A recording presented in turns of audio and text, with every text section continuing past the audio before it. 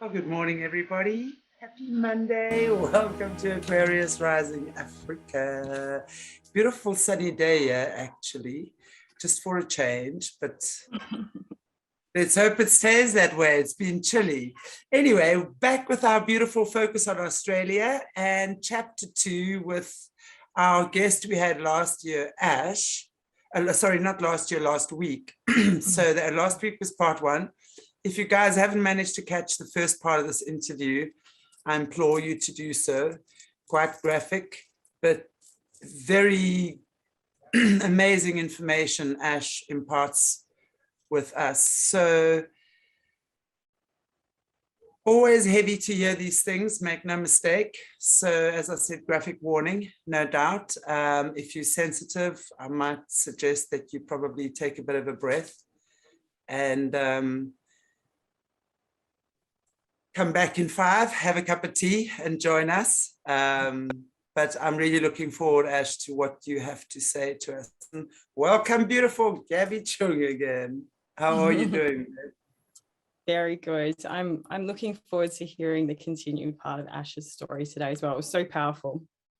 You did such an amazing job breaking everything down and giving people that overview last week. So yeah, let's do it. Absolutely. Where should we start? All right, so I was just going to start by making some general comments regarding how the Department of Child Safety identifies children to traffic. I wondered if that would be okay. Oh, yes. Okay, cool. So the Department of Child Safety, what actually happens is people will often make a notification to the Department of Child Safety regarding them, whether or not, maybe there's a notification that somebody believes that a child is being abused or neglected in some way, and then it comes into the Department of Child Safety onto their books. And basically what they will do is they'll run an investigation into that to make sure a child is not being abused, or to identify if they are, and then remove them from the situation if they've been abused. So this is a government-funded operation and organization, and basically what happens is the Department of Child Safety will do a lot of work. They will build a picture of the family's life and the child's life, and whether or not there's drug use involved and prison time, and whether or not they're involved in court proceedings, and whether or not there's instability and that kind of thing, to make a determination about whether or not a child needs to be removed. And basically what the cabal, the child trafficking operation, does is they allow the Department of Child Safety to do their jobs, and they gather a background on this and a picture on this family. And then what they do is that's logged in the system. And somebody working for the cabal will be working for the Department of Child Safety, and based on a number of factors, they will choose whether or not they will identify a child who is a good candidate for child trafficking. And there are a number of factors which make a child good for trafficking. So obviously we've got children that are highly prized, or children that have blonde hair and blue eyes, because the cabal is inherently, they have like a white supremacist kind of mentality. They're highly misogynistic. They're focused on able-bodied. They don't like people with disabilities, that kind of thing. So children that are able-bodied and white and look a certain way are more highly prized, particularly children that have been neglected. So children that have experienced neglect and not sexual abuse, technically, in the eyes of these people, which is disgusting, but they're virgins. So virgins are going to attract a lot more money. They're worth more money. So you can take a child's virginity, that's more highly prized, and you can sell them for more money. However, you've got children that have, in cases of children that have experienced physical and sexual abuse, and a lot of sexual abuse, ongoing abuse, they're great candidates for long-term trafficking, because they understand what it's like to be abused and they can put up with a lot. So once a child has been identified, that child is then, and obviously they have to have a number of risk factors involved for that child to be taken. They can't, technically they can do whatever they want, but look, they have to find a reason to take a child, obviously. There's also other factors involved regarding the parents that will be assessed. So if a parent's, doing in prison or addicted to drugs, parent doesn't have a lot of family support, like outside family support, that means that they're going to be also a good candidate to take their children, because they're going to be less likely to be able to fight back. And in worst case scenario, that child is killed, that parent can be taken out, especially if they're drug addicted. They can just be given a drug overdose. That's it. They're done. And, family often are not going to be questioning whether or not a parent has died of a drug overdose, because they understand that they've had a long-term drug addiction. It makes sense. Once that child has been identified, they are then taken by the Department of Child Safety. And a lot of the time they are put into a government-run institution, or these days it will be a privately run childcare centre that is being run by a family that is involved in trafficking. And basically what happens is these childcare centres are used to move children. So you've got, like, say, 30 children that come into these childcare centres that are accessing these childcare centres and are being looked after by a family.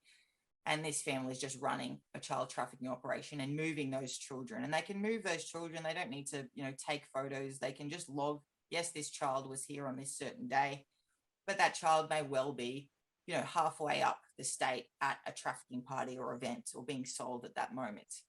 And that's basically how one of the ways in which children are moved into trafficking. So it's not that the Department of Child Safety is inherently wrong. It's that taxpayers' money funds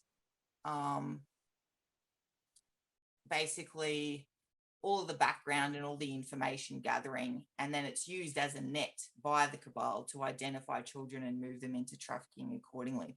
And a lot of people that are families that run these childcare centres work for the cabal and are paid by the cabal. And if anything happens, like, they do experience protection, but they will be the first to go. So if a child is killed and there's an inquiry into that, that family is going to ultimately, I believe, will be most likely to take the fall. Can I ask you something here, just in terms of that? Because also in our interviews with Jesse and also previous whistleblowers and stuff like that, when we're talking about the elite or the hierarchy kids, as they call them, those are the kids that I would identify from their bloodlines. For example, I think every child, when it is born, that is registered, will have its blood taken and identified. And of course, that's also how they identify the bloodlines and stuff that might have fallen through the cracks that they can pick up later through exactly what you're saying, taking a single parent to court. I mean, there's this horrible, I know there was a very high level case not too long ago in America with this child, Jonah Reef, who was kidnapped from his single mom, basically. And the next thing, I mean, she's in court fighting the entire system, and he had all 13 bloodlines.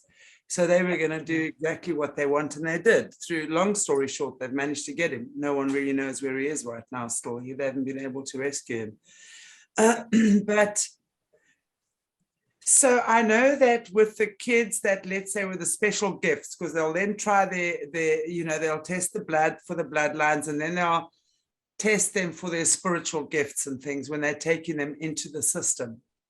So that would be one level of the trafficking. Are the children you talking about, are these just children that they would be kidnapping from schools, let's say because it's a blonde-haired, blue-eyed child, or because it might be an original child or an African kid? Because I know that. Yep. Sorry. Yep. No, carry on.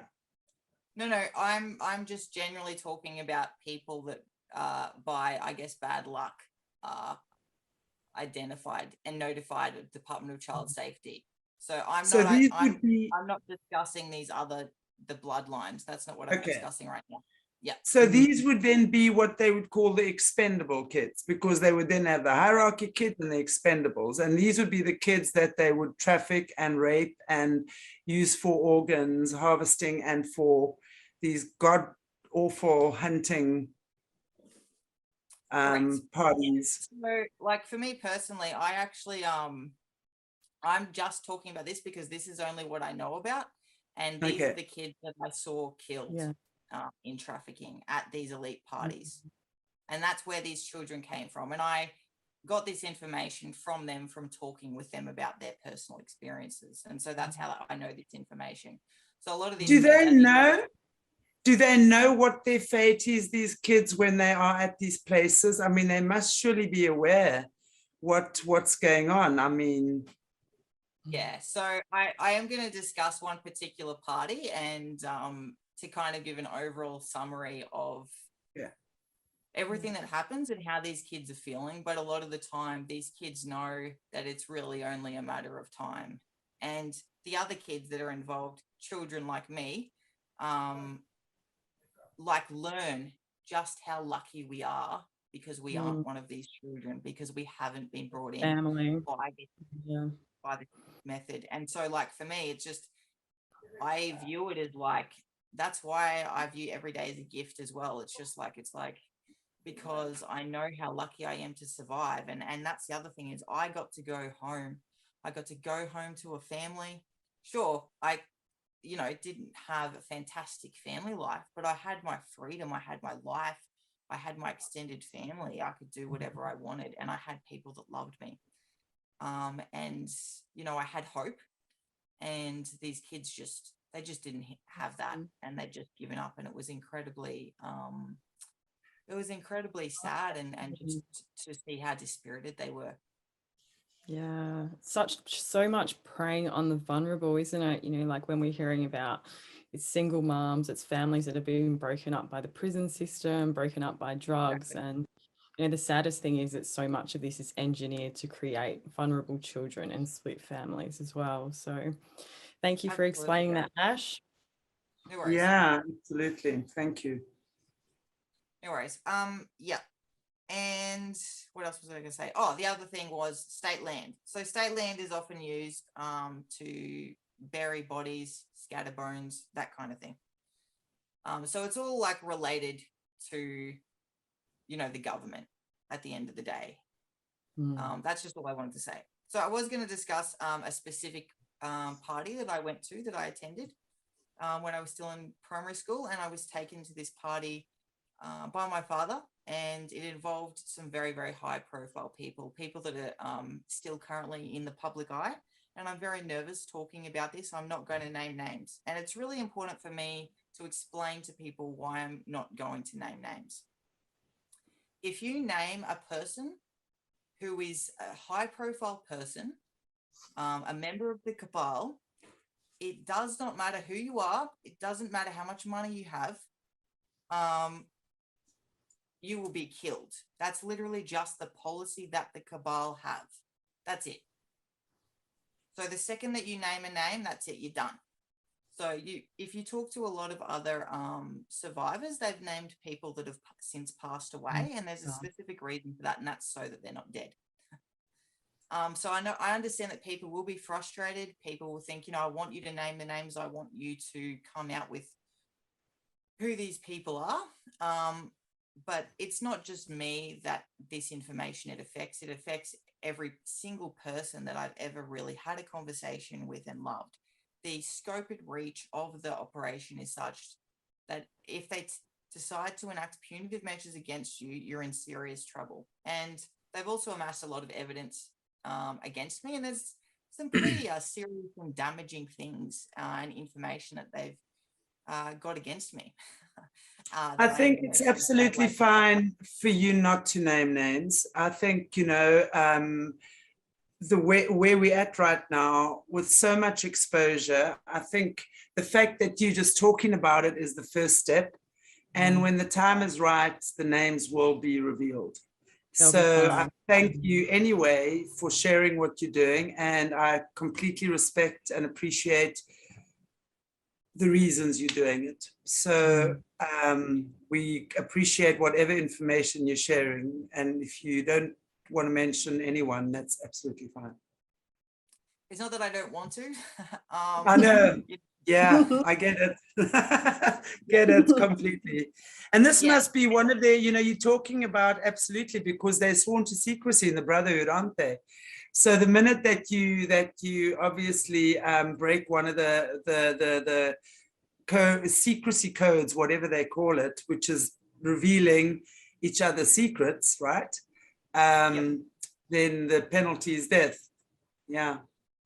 Correct. And it's not that I'm necessarily against being killed for the information that I have. It's I'm more concerned about other people, to be honest. Sure. My life, I can give or take it at this point. But yeah, so this party. I was taken to this party by my father. Now, this party was a high profile event, and it had at this point, it was attended.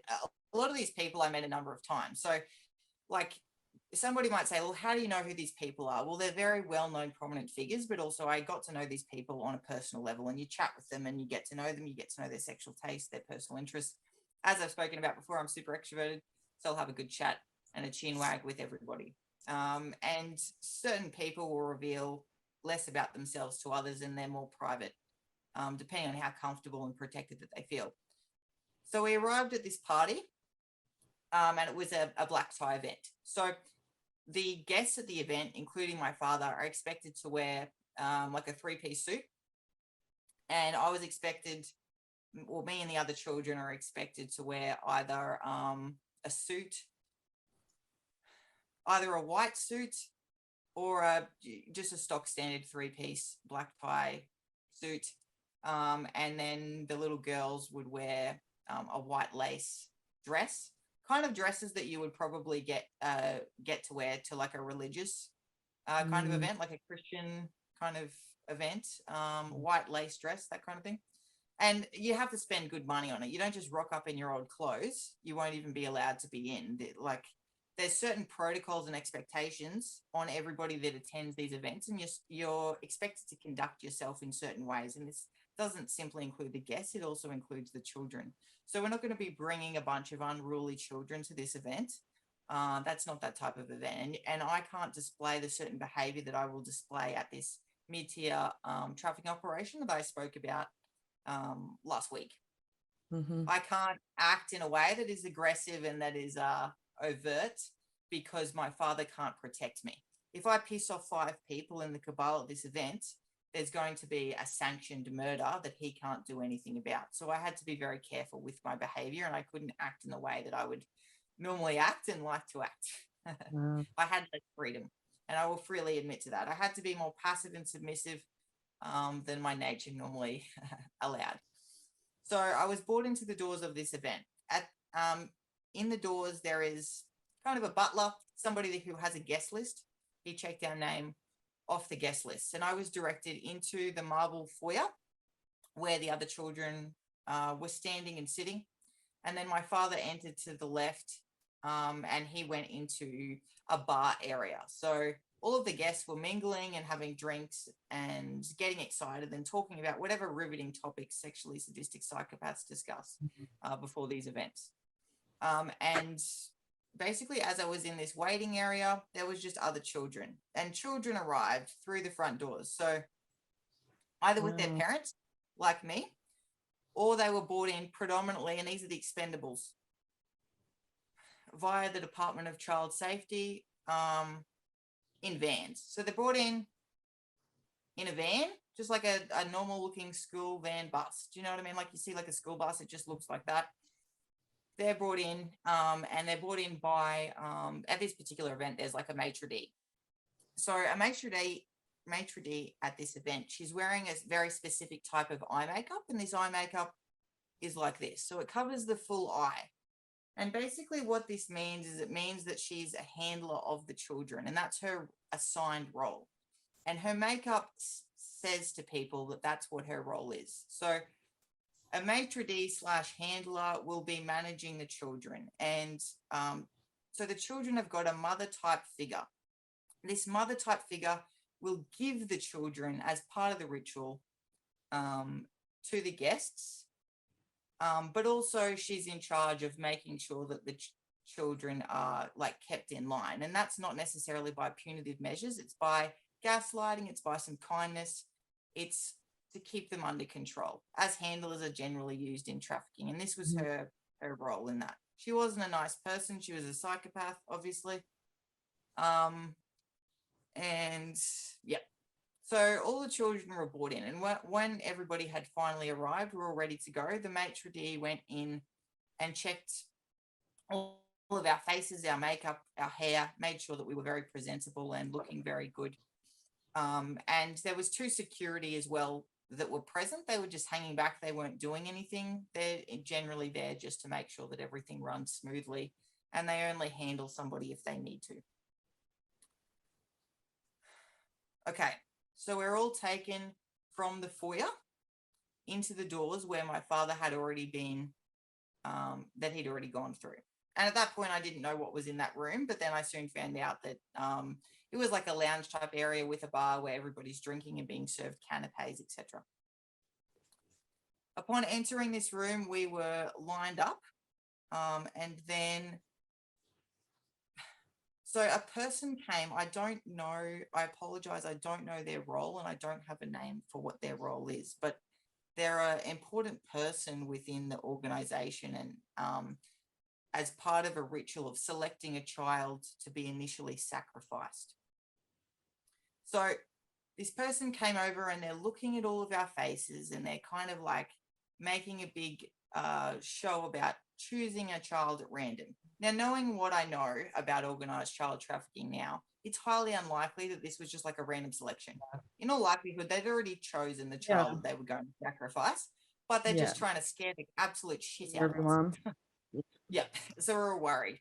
So a little girl was selected, about 6 or 7, blonde hair, blue-eyed, and Ash, can I ask, how many children would you say were at the event? Like, just about so we 21. can. Right. Yep. So not that many by the standards. I mean, you got other parties, there's a lot more. Yeah. But yeah, this was a small kind of event. No worries. Yep. So that once that child was selected, they had a collar put around their neck. They had the slave chain. Now, what's generally used is we're all slaves. We're viewed as slaves. We're viewed as objects. We're there for pleasure. We're not guests. The guests are the masters. In their minds. In my minds, they're just psychopath pieces of shit, whatever. Who cares?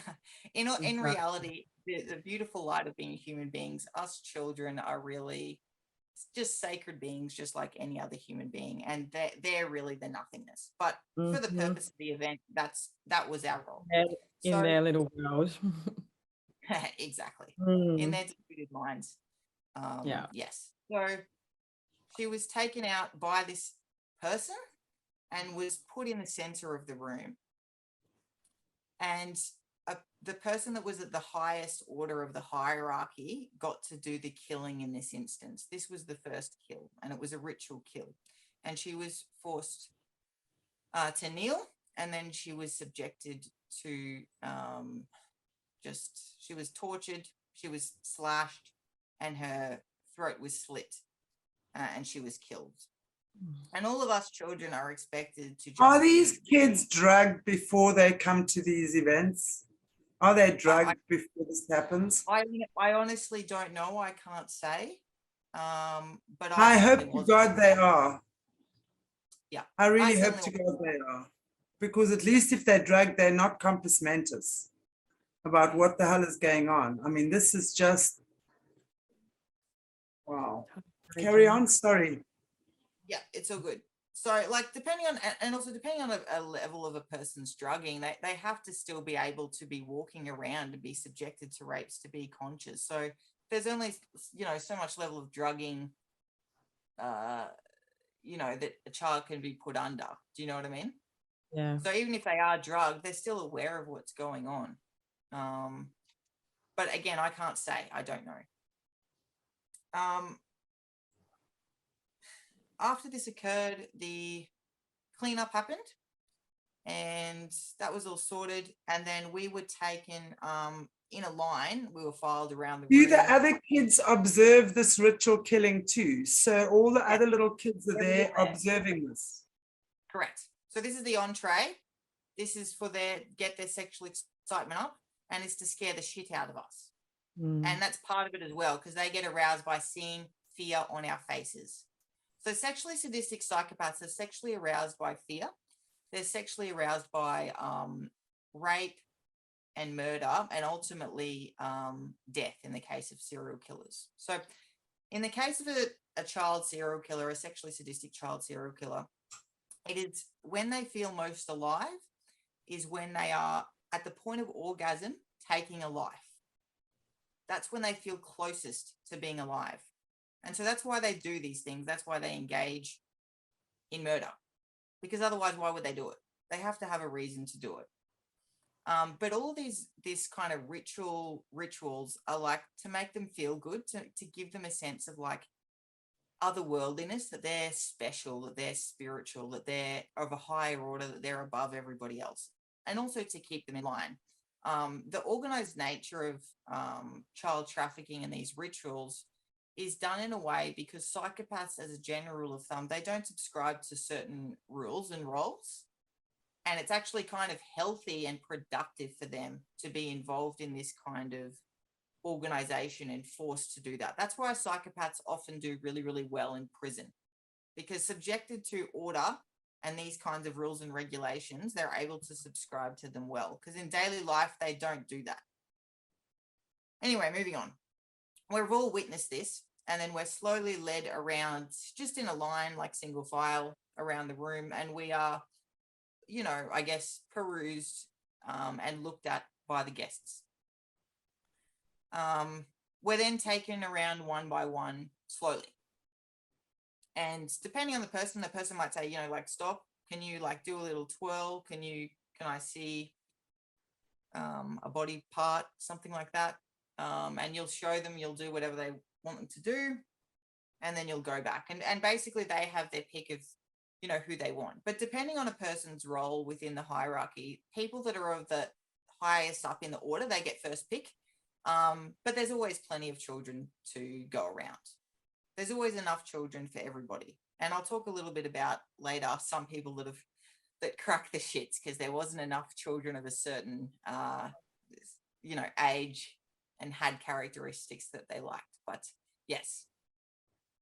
So I was subjected to, obviously I was selected by a number of people, and then I was subjected to a number of rapes. A lot of these rapes were committed by high profile people that you know, are very, very well known, that everybody knows. And, you know, they've all got their own kinks. Some are different to others, but none of them are nice. At this party, there was only one singular non-sexually sadistic pedophile that I met. Wow. And I would like to talk about him particularly a little bit, and I'm not going to name him. What was he doing there? I mean, I'm interested to know why a non-sadist would be hanging out with all the sadists, just as a matter of curiosity. Exactly. I genuinely don't know. He seemed very weak-willed. He was sort of caught up in trafficking. He's there by choice. But, you know, he did make a comment to me because later on at the party, so just to go back quickly, I was subjected to 8 rapes. And then it was time for rest. So I was put back out in the foyer. This was over a number of hours, obviously. I don't need to go into all of them. Everybody's got their own kinks. It's just the usual. It's just a very unpleasant experience. But when I went back into the foyer, this particular high-profile person came out into the foyer. Now, the foyer was an area where we rest and we wait. And it gave me an opportunity to talk to a number of children and just like have a chat. You know, I'm extroverted. I'm always chatting with everybody. I'm bored at these events half the time, you know, because I go through this stuff like every day on a daily basis, like who cares, whatever. And half the time what I went through at home was worse than what I went through at the events. What really affected me was seeing other children raped, was seeing other children killed. That's what hurts me. That's what upsets me. Anyway, we're out in the foyer, and as a general rule of thumb, the guests don't go out there because it's like, they're not even at the party. They're just there for our entertainment. They're not welcome to spend any more time than possible with us because we are so revered and so amazing. That's just their view. Obviously, that's not how I view them. So a man came out and he proceeded to just start having a chat with all of us. And he knelt down and had a chat with me. And he asked how my day was going and, you know, how I was feeling and what I was up to and would I be comfortable engaging in these certain sexual acts. Now, to be clear, I took this as a sign of respect. This kind of respect was not showed to me by anybody else at the entire party, the entire time. You don't get asked, will you do this act? It's just done to you. There's no consent. There's no choice. There's never a consent with a child, but it's still a consent. There's still a conversation that's happening. He's still like humanizing me. Now, the purpose for this was because he's not a sexual sadist. So he said to me, would you be comfortable engaging in oral sex? And at this point, how many times have I done that? I've been doing this since a young child. I said, yeah, of course. No worries, mate. It's all good. As he took me up and led me away, he selected me based on my personality. And I was chatty, I was friendly, I was like fairly nice and polite, as I generally am. And he made a comment and he said, I said to him, like, why are you out here? Because I just found it really strange that he was like coming out into the foyer when he really shouldn't have been doing that. And he said, I don't want to see what's going on in there at the moment. I don't like it. That's all he said. So that comment, along with what he did to me and what the sexual acts that we engaged in, that weren't violent and weren't sexually sadistic, he subjected me to zero torture, made me understand that he wasn't a sexually sadistic perpetrator, that he wasn't comfortable with murder. That was the only perpetrator at that party that was not sexually sadistic. And in trafficking in general, I met nearly 4,000 perpetrators. Less than 100 of those perpetrators were not sexually sadistic. So people that are involved in the cabal are all sexually sadistic perpetrators, as a general rule of thumb. That's the general rule of thumb that you'll find. And look, that was fine. I enjoyed my time with him, not the sexual stuff, obviously, but just having some level of sort of intellectual stimulation, whatsoever. It just gave me a little bit of a break. And I was like, oh, cool, somebody nice, sweet. So I went back. How old are you at this stage? How old are you? Just out of curiosity again. 7. Yeah. So 7 years old, and you are that wise, you are that understand. I mean, it's just insane that, 7 years old, it's just, sorry, I don't mean to interrupt you, but I am, we are hearing stuff, you sharing stuff with me, and Gabbi, I don't know if you've heard this level of detail before, but what you're explaining makes it so real, when you exactly the connections you're having had with the other children, what you experienced, what you saw, beforehand it's just children. Now we actually, and also now, someone else coming in. And at the age of 7, my gosh, Ash, that you had to go through this, at the age of 7, that you've experienced all of this, and that giving a man a blowjob is just the order of the day for you, is just insane at the age of 7. Wow. Yep. Mind boggling. But thank you, carry on. I just wanted to say that. Thank you so much. I really appreciate it. Yeah, it is very shocking. It is very graphic. And I think, look, it's very hard to hear because, like, for people, just experiencing one rape as a child is just unfathomable. And for us as human beings and non-pedophiles, it's just like, this is awful and it's horrific. But when you go through it every single day, and you've been going through it since you're 2 years of age, as you say, it's not really a bother anymore. That's actually seen as like something easy to do compared to being tortured. But that's for me. I'm not going to speak on behalf of every survivor. That's just me personally. So I went back into the foyer at this point because I've been taken from the foyer and taken back to the foyer by this one particular perpetrator. Again, that's not something that generally happens. You're going to be like handled and taken back by one of, like, a non-guest, somebody that has a specific role. You're taken to, a certain perpetrator, raped, and then you're moved by that person to the next perpetrator, or you're moved to a room. Another particular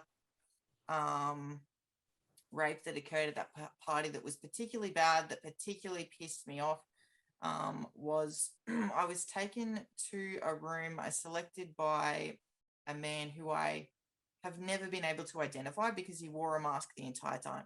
That pissed me off. It's just like, I take that as a sign of disrespect. You can't even take off your own mask for me. But in his defense, it was a good decision because I never forget a face.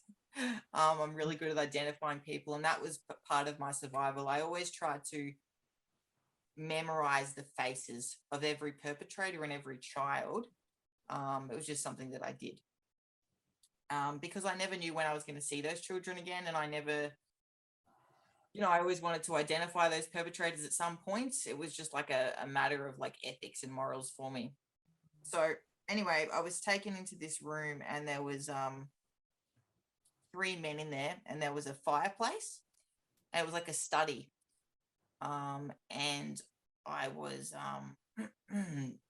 unfortunately raped and subjected to burning on the genitals, and that's particularly painful because when you're burnt, the burn just goes on. Like it's not like, even if the burn is over, it's like you burn yourself with a hot iron, the pain continues. And like I was held down by 2 of the perpetrators while the guy in the mask did that to me. That just pissed me off. I'm like, would you just take off your mask and be a man about the fact that you're raping a child? But anyway, he chose not to do that, and that's fine. And the other men then raped me as well.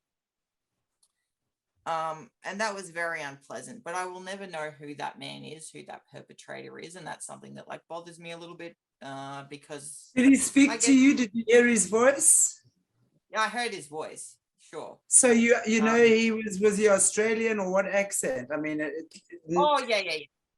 Like at this particular party, like everybody had an Australian accent apart from 2 people, and I know these people, and they are also Australian. They're all Aussies. They're all high profile Aussies. So even if they're not like, and they're all predominantly white at this party as well. I've met a lot of perpetrators from a lot of different races, obviously, over the years. But this particular party with the whole white supremacy theme, that was a theme that was going on. And look, there are very few people very high up in the cabal that aren't white, but I have met one Indigenous man and a number of other people from different nations, but that's not a very common thing because First Nations people are not respected and they're not valued within the cabal. And that's why I believe First Nations people do not have equality in this country. They are a threat to the cabal. They are a threat to colonialism. They hold secrets about, the way about the universe, and they are intentionally oppressed. They are intentionally put in our prison system. They are intentionally not put in power because they would probably destroy our systems. They're not going to have the family, the family courts. They're not going to have any of these institutions if they're in power, are they? Yeah. So, Right. Yep. Did you say that you met an Indigenous person who's in the cabal from Australia? Yes. You kidding me? One. That's it. My entire time. So bear in mind, I've met nearly 4,000 perpetrators. And there was one. Okay. So I really don't want to be like, there's always going to be a horrible person in every race. Sure. It doesn't care. And even in regards to women, there's women involved in the cabal, but it's an inherently misogynistic operation, which women are never seen as good as a man. No matter how high they get, they're never going to be as high as a male in the cabal, in the operation. And yet they're still a part of it because of all of the things all of their privilege that is afforded to them. They have access to, people might think to themselves, why? I don't believe that there is a highly organized network going on where people protect themselves. Not only does the cabal amass all of the information about the perpetrators and figure out their weaknesses, they've also got a lot of information on them that can be used against them if they ever decide to talk about it, that keeps them in line. it's not just their privileges that keep them in line, but they are given a lot of privilege. They're given any child they want, essentially. And they're also given backdoor access to, you know, like TV sets and locations that, you know, none of us could really pay to experience. I can't go and have a party and an event at, I don't know, without saying, just like a really cool, funky location. I can never go there no matter how much money I pay. These privileges are only given to these people. So it's like it just part of making them feel even more special. So it's not just the privilege, but it's the punitive measures that keep them in line. So anyway, after that, I was in like a lot of pain, you know, burning as a general thumb. I'm excellent dealing with pain, but fire is just one of those things that really gets to me. So I was put back in the foyer. And I was getting pretty tired at this point because like a burn is just very exhausting because the pain continues. And there was a young boy that started to get really rowdy. And he started getting up, and it was clear to me, I obviously didn't have a huge, I was only 7, so I didn't know a lot. I wasn't fully educated about disability at this point. But knowing what I know now, it was very clear that he had probably ADHD or ADD of some kind, and he couldn't actually really sit still. So it was causing some problems, and he'd like had enough and he was ready to go. And he was being rowdy. This kind of behavior, you can't do that at this kind of event. You can do it at, you know, other smaller trafficking operations and parties. You can't do it at this event. That's just like unacceptable. And he was picked up by security and taken into a separate room, and we heard screaming. And then he was brought back, and both of his cheeks had giant burn marks on them. And he was just sat back down, and he was whimpering in pain, and he was submissive for the rest of the time. And that's how they deal with that. They deal with it via punitive measures. Later on, I was resting still. And anyway, yeah, another high profile person came into the foyer. So at this point, this is like kind of shocking to me because, like, as I said, people don't just like come into the foyer into our area.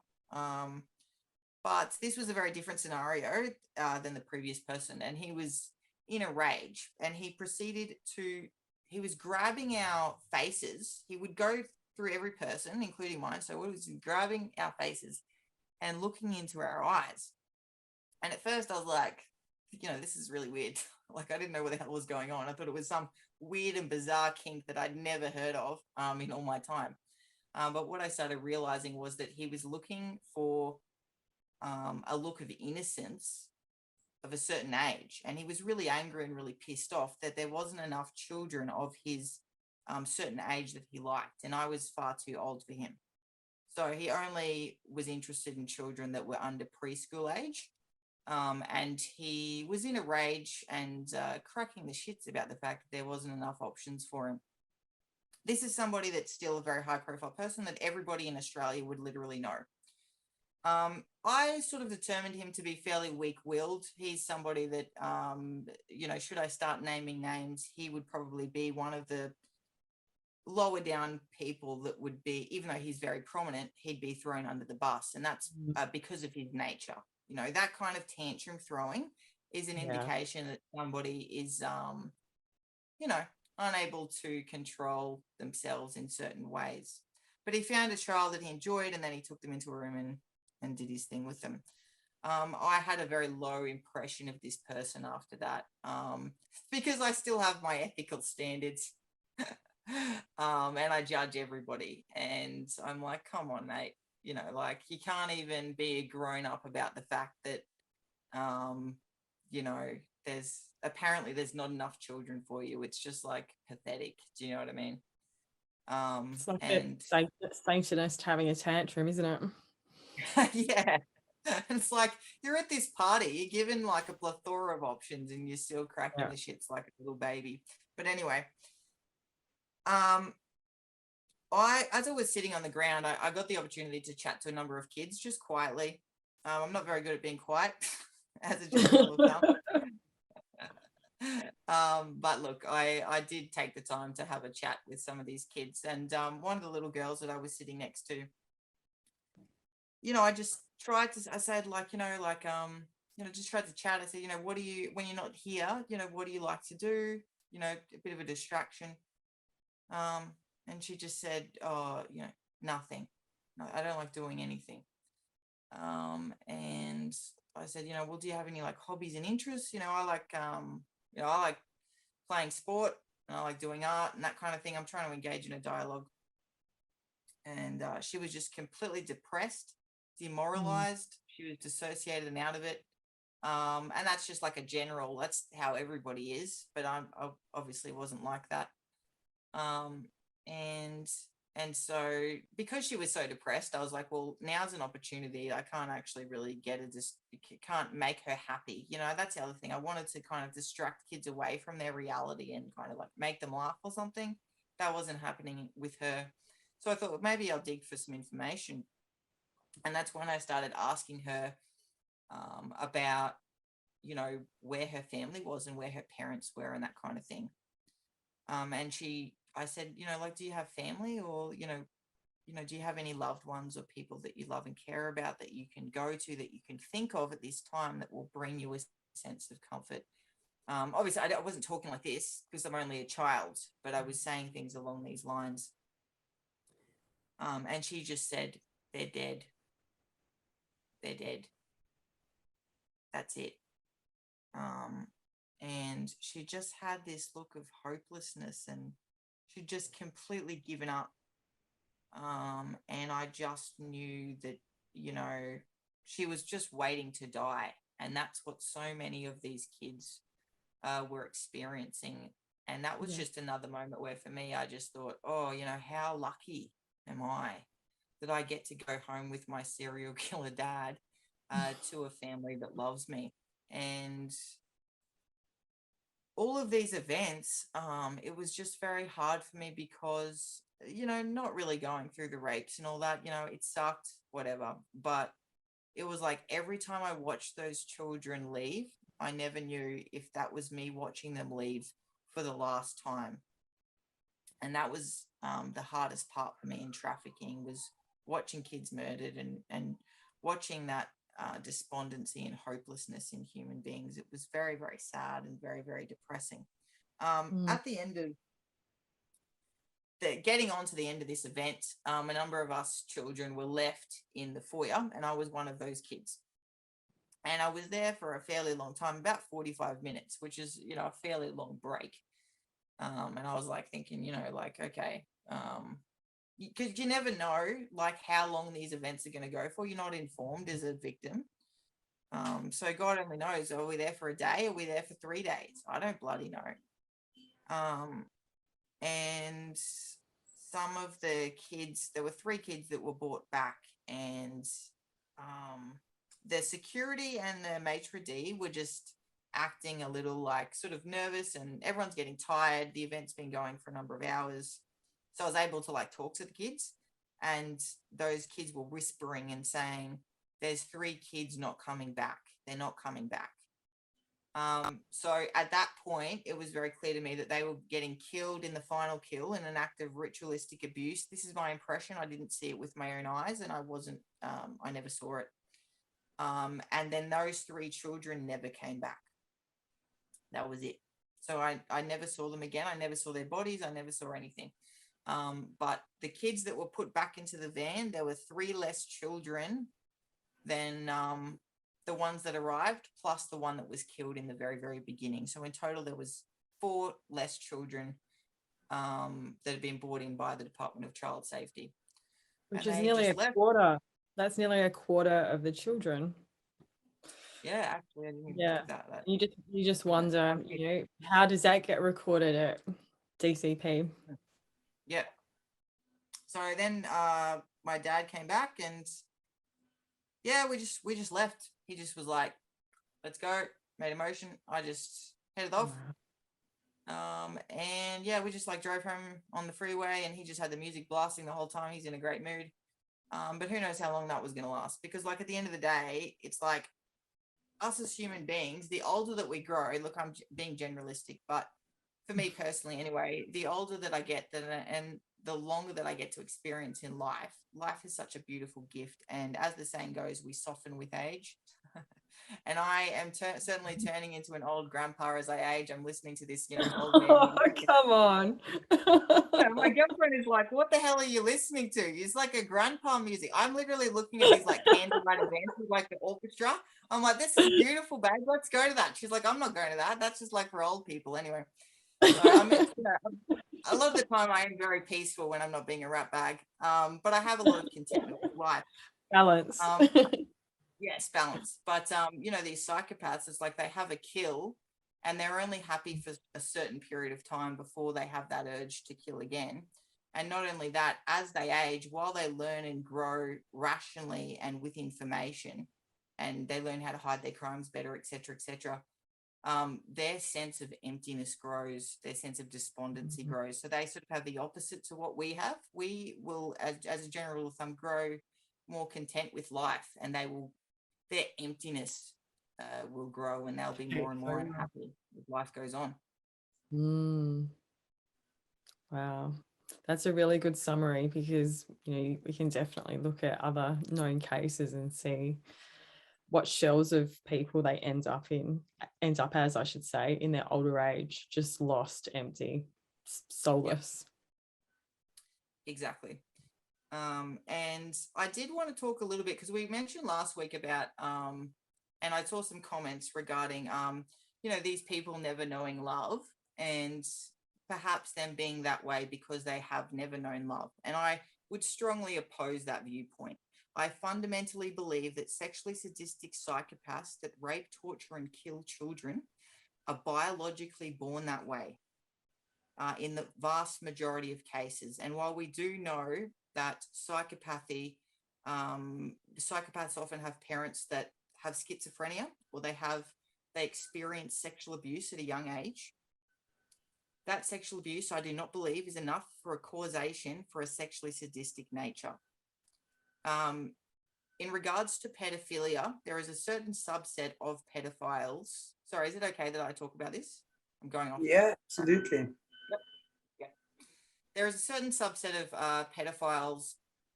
It's predominantly males that are raped around the age of puberty, between 12 and 14, that look back on their own abuse and don't view that abuse as necessarily abuse, because there's some confusion there regarding the age at which it occurred, and they view that relationship as consensual. I'm being generalistic.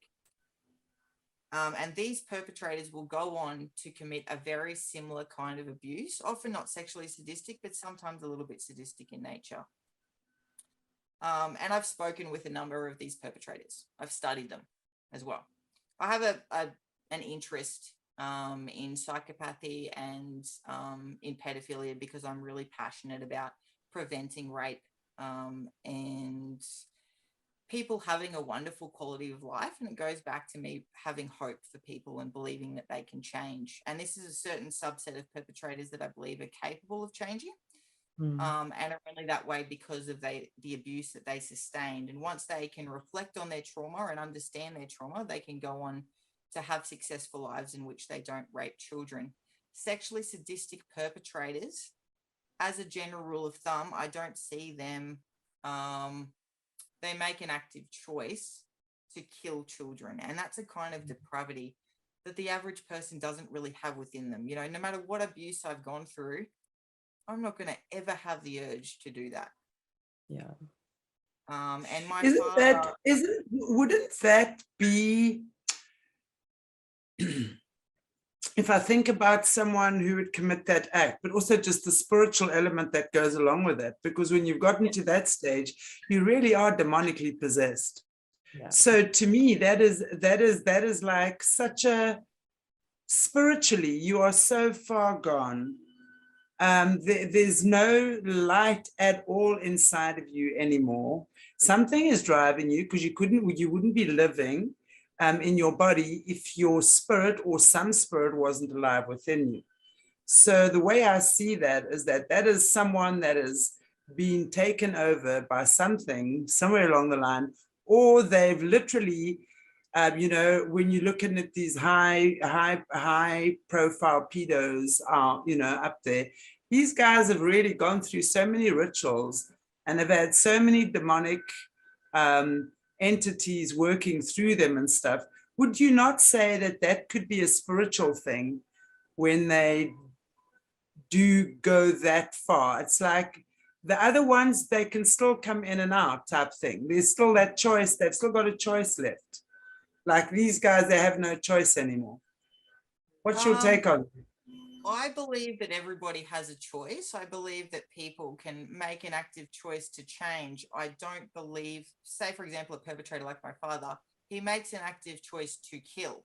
He could choose not to kill, but could he choose to become that with which makes us human?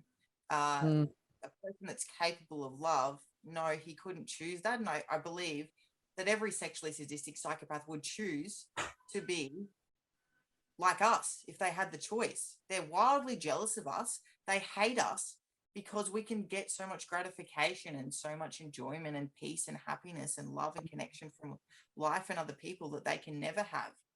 And that's why part of the reason why they're so angry and jealous and full of rage and hatred is because they ultimately have that disconnect from life that they so desperately want and need, but they don't know how to get. And that's why they commit these kind of crimes. It's what drives them. And unfortunately, they can get fulfillment and value from other things in life, but whether or not they are capable of truly feeling like us, many of them, I think if they've sold their soul, they can't. While like they've while they've had that contract with the dark force, they can't feel the stuff we're talking about because they've sold that for money or power or fame or fortune, whatever, because that's usually why they would be selling. So it's almost like that part of them is being held hostage. So they chose money and power instead of spiritual connection, which gives you the peace, the joy, the love, right? So they've disconnected. It's like zap. They've completely disconnected their spirituality, and therefore now some other entities controlling this body. Looks like, let's say in your case, your dad, whatever, but it's a hollow shell of who he is that is now possessed by another entity that is really not your father spiritually. That's what I'm saying. Yeah, so I do understand what you're saying. Just unfortunately, we just have two very different opinions. No, I love that you disagree. Please do. That's just my take on it. I'd love to hear your take on it. I'm completely and totally open to that. I just come from like a psychology kind of a rational background. I'm not like, I've spoken with Gabs, I'm not super spiritual or that. Like, I mean, I guess that on my part, that's an issue that something that I need to develop and work on. For me, my spirituality is connected with life rather than other beings. It's life itself. When I was a child and I really experienced no love from humans, I would go into nature and I would really focus on, trees and nature and draw energy from the earth and that kind of thing. And so that's what I define as my spirituality. I'm not disagreeing. I'm open to that. I just don't have that same level of understanding of the situation, but I certainly would definitely say that, like, when a psychopath is committing a murder, when you look into their eyes, there's nothing in there. Yeah. There's no light. No. Yeah, I know. Light which makes us human is just not within there. So whether or not that's another entity or it's just a person without a soul remains to be seen. If you don't mind, I want to just comment on that. Do you know Eckhart Tolle, who's the author of The Power of Now? Okay. I do. He said something very amazing around that in one of his podcasts I listened to many years ago. And he spoke about the body. And I love the body. I mean, for me as a healer, the body to me is it's your masterpiece. It's your playground. Okay. So he spoke about the body, and he spoke about, it's like when you spiritually disconnect or disassociate. I think disassociate would be the best description I could use for that. So obviously when people have gone through, like, let's say experiences that you've gone through, or even just, doesn't have to be SRA or abuse, there can be different levels of trauma, right? But when you disassociate, it's like spirit goes walkabout, okay? Body, the vessel for spirit, remains its vessel.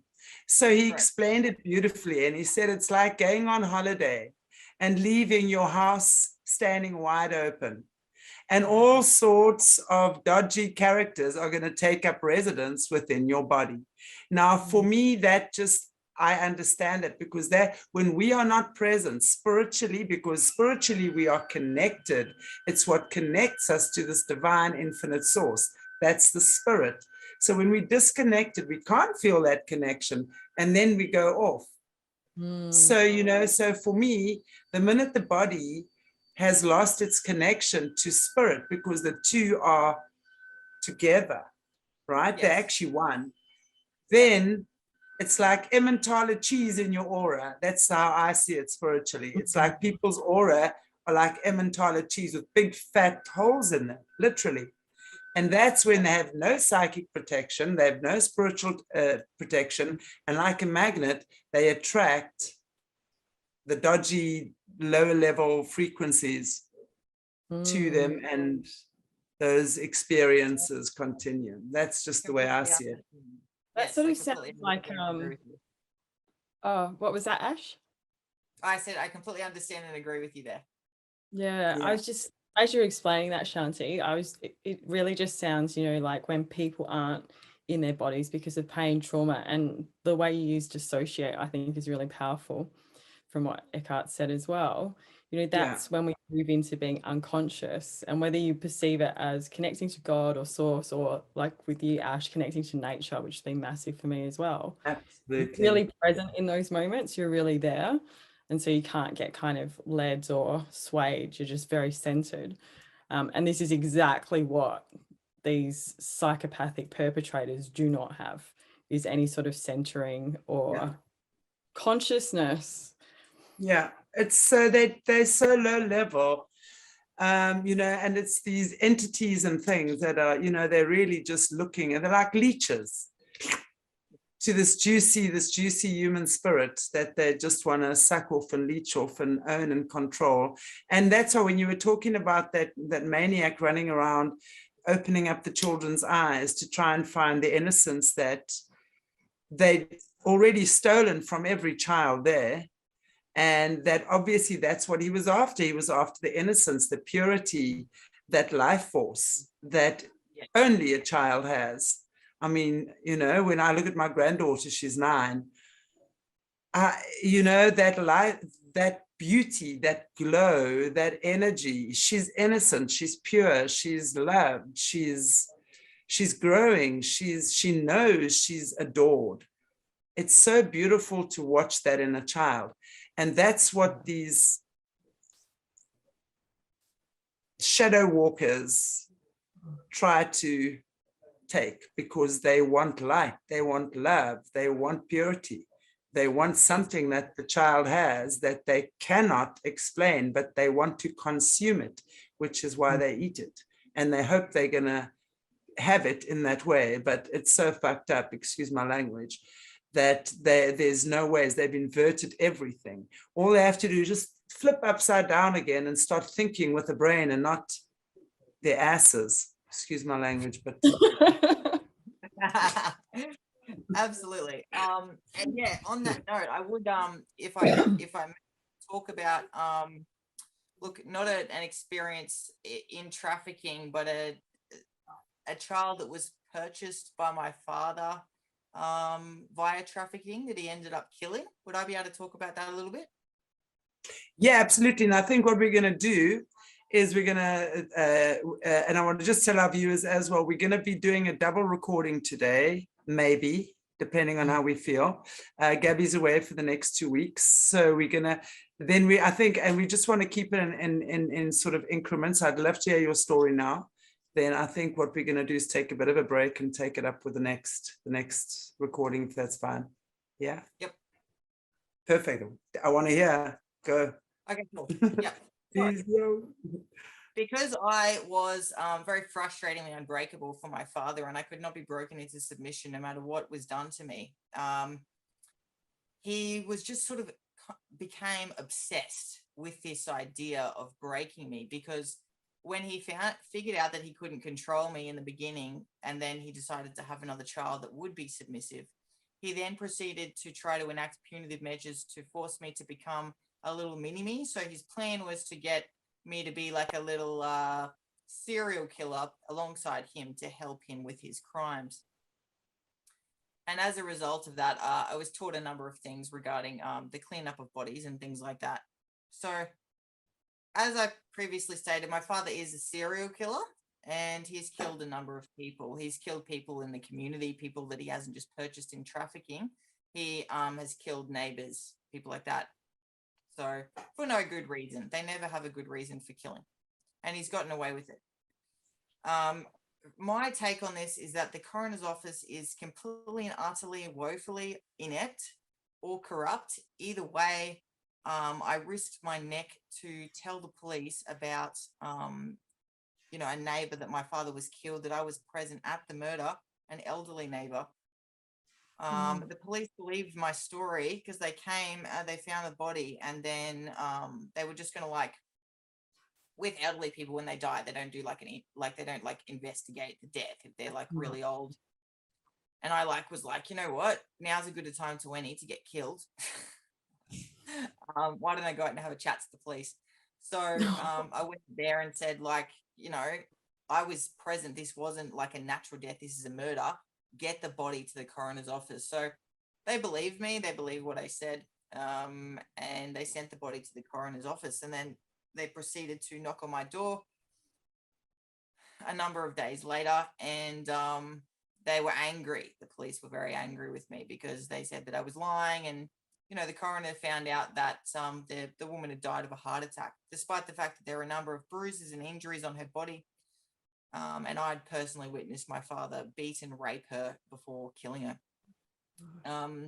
She died of a heart attack, and that's why my father's killed a number of people in this way, by poisoning them. And you ingest the poison, and then it overwhelms the body and gives you a heart attack. And it was at that point that I realized, that was probably the last time I was going to go to the police and the coroner's office, and advise them to go to the coroner's office and investigate any murder that my father had committed, because they couldn't even, I'd handed it to them on a platter, and there was as much evidence as there possibly could have been, because it was clear that she was covered in injuries, and they still couldn't do their job. That wasn't the murder that I want to talk about. That was just one thing, and that really spoke out to me. I thought, I risked my life for this, and you Please ignore it. Wow. Yeah, but I went and told the family, and they weren't impressed, as you can imagine. But I just did my best. Anyway, so yeah, my father's a serial killer. So he had this idea, because he couldn't break me, he was just obsessed with breaking me, breaking my spirit, and getting me under his control. Because imagine you've got this person that is getting away with killing people, who's involved in trafficking, and yet they've got a child who's an absolute effing nightmare, who's putting them through hell every day of their lives. And I really, really was. And I was sort of the bane of his existence. And so he really wanted to break me. He was on the internet trying to figure out techniques, tactics, all these things. How can he break my spirit? Anyway, he came up with an excellent idea. It was a great idea, this one. And what he was going to do was he was going to kill a child on my birthday. He was obsessed with my birthday, ruining my birthday. This is why I always carry on my birthday. I always have wild parties and have fun and just make a big thing out of it, because it's just stuff you. I'm going to celebrate the day that I was born. Even down to my name, the name that I was named, Ash, is because my father loves killing people by burning them to death. So that's just like, it's his whole identity. Anyway, whatever. I enjoy my name. I'm not changing it. Too bad. It's rhymable. It's fantastic. I love it. So he, yeah, so Good for you. he decided to do that. And he had someone that was working for him, just like a lowball criminal. And he took me out. We went out to like, I don't know if it's state forest, but it was like, I know the location, everything, which I won't discuss, but it was basically forest on an early morning on my birthday. And he subjected me to a number of things that he normally did, but this was just particularly horrible. He was like, he would let me go and try to hunt me and find me and then rape me. He raped me at least upwards of 25 times on this one night and subsequent day of my birthday. Anyway, one of the things that he did, he had a little bird. He had a fire set up. So we got a fire going at one point, and I was like, he was hyping the situation up, and I thought, this is like, I really thought he was going to kill me. I thought, like, I'd really not been worried that he was going to really kill me, but this was the time that I thought, this is finally the time that he's going to kill me. And to be clear, my father told me on a number of occasions that the only reason that he didn't kill me was because he believed that he couldn't get away with it. That's it. He did not view me as his child. He did not give two shits. I could be a child that he's never met. He has no feelings of affinity towards me whatsoever. And as sad and horrible as that is, that's just the reality of the situation. So he tied up a little bird and tied me to a tree stump. I was just bound by this stump. I was in a very, very painful position. I had a lot of back problems as a child because I was just bound so often. My back was bent. I had developed kyphosis, which I saw a physio for 2 years about because my back was just constantly bent because I was just tied up for 5 to 7 hours a night. But anyway, so this was something that like I could endure, but it was very painful. And he had my eyes taped open and forced me so I couldn't close them.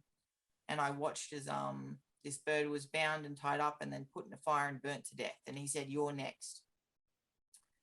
And I thought, this is, and I believed him. Like, I could normally tell when he was lying, but this was a real scary experience. And I thought, this is it. But then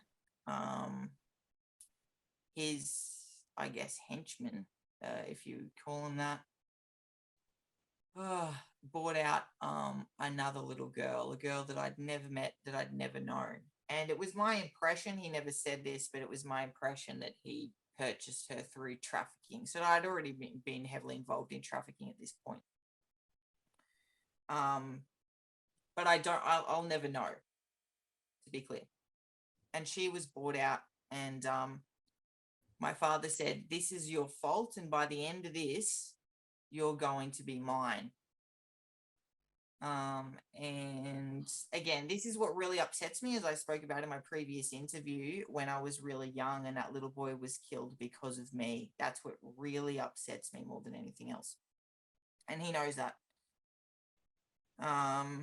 Anyway, over a period of 3 hours, roughly, he was just subjected her to a number of horrific, which I won't detail, tortures, rapes, and then he got the fire going. The fire was, billowing and really, really big. And she was tied up, and he raped her, and then he pushed her into the fire at the point of I guess ejaculation, and was standing over her like on a raised stump. She fell into the fire, and as she's burning to death, he's ejaculating over her dying body.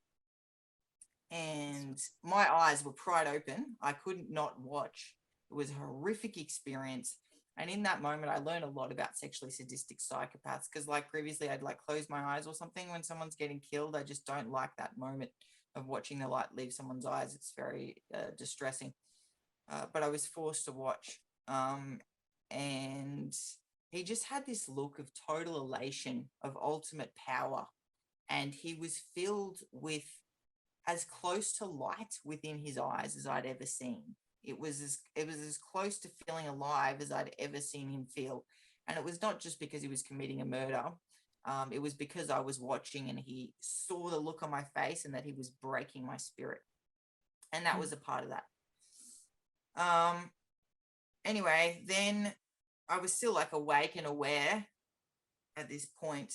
And then he forced me to, I was very despondent after this. I was very traumatized and very quiet, which again is very unlike me. And I helped him clean up the body, and which mainly consisted of just like making sure that she was completely gone, and the ashes, and putting any of the remaining bones, because not all bones will be burnt to, like when you burn a body, there's always going to be like pieces that are left. And we cleaned up the area and then put her into a river. And it was at that point I was just becoming more and more despondent, which is very unlike me. It's like nothing would really faze me, but this was just, it was just like too much. My birthday, characteristics in her, you know, it was just, yeah, not good. And then I just passed out, basically. I just went completely limp. I dropped to the ground. This has never happened before. And when I woke up, my father was holding me in his arms and I opened my eyes and he just had this look on his face of like, yes, you know, I've finally broken your spirit. Yes. Anyway, me being me, I was like not present. I was dissociated, but I was like coming back. And I just felt this, like, it was sort of like this, everything was gone from my body. It was like my life force was just like gone. But I just felt this tiny, tiny little motherfucker, fuck you, coming back into me. And I just like kind of came back to my body and like woke up. I mean, it was awake. And I pushed him away and got off him. And I will say, I said to him, you will remember this moment because this is the moment where you came the closest to breaking me and you couldn't and you never will. And his whole face was just like dropped. He was disappointed, despondent. And as I watched his face go into the worst rage I've literally ever seen him in, I just turned and started sauntering without any fear toward like the car, as though I'm just going home. I don't even give a shit about what just happened. You mean nothing to me. I'm off, mate. And it was then that I heard, you know, footsteps running and he cracked the shit, tackled me to the ground and did whatever he did. But that was really sort of like a defining moment in my childhood for me. And it was a defining moment in his life, because for him, it hyped up in his mind, he's this genius psychopath that's able to outwit the authorities and outwit the police and outsmart the coroner's office. And he can't even break his own child. And that was just an important moment in terms of me learning about psychopathy. And yeah, which is a good defining moment for me anyway, and a significant moment in my life. So yeah, just wanted to share that. And that's why I know a lot about sexually sadistic psychopaths, why they operate, why they do what they do. And yeah, that's it. Wow. Thank you for sharing that, because that is has obviously, you know, been a trauma that's really affected you. And I just think it highlights so much the use of these psychopaths using guilt on survivors to try and manipulate and control them further. You know, so I hope that you don't feel guilt about that, because you were unable to save a child at times in your life. And you know, I'm so proud of you now speaking out to help other children and other survivors find their voice as well. So thank you. Thanks, Gabs. I appreciate it. Thank you. I think I'll Yeah. always feel guilt and sadness, and I'll always feel bad about what happened, and I'll, you know, there'll always be a part of myself that blames myself. You know, so that's just, yeah. Ash, I think, you know, you're such an incredible spirit. And I think I can imagine why you would think you need to blame yourself or whatever. I think that the trauma that you were subjected to as a child, I have no idea what that would be like, but you would know that there's nothing for you to feel guilty about. The bigger part of you knows that. So I really want to say thank you again for joining us. It's shocking, very shocking. But I've never heard a child who was, you know, we hear maybe you know, especially like Jessie or whatever, her perspective from her, you know, being the hierarchy kids and what they went through. And you hear a lot of survivors talk as well, but I really appreciated you in the humanistic way that you're sharing your story with us. And you're awesome. Thank you. We'll be back for part 3. So thank you for that. The more light that we shine on these matters and the more truth we put out there, you know, the more we disempower the bullshit and the lies. So thank you so much, guys. If you haven't already, please give us a like, a share, and a subscribe here on at Aquarius Rising Africa. God bless you all. Take good care, and we'll see you back really soon.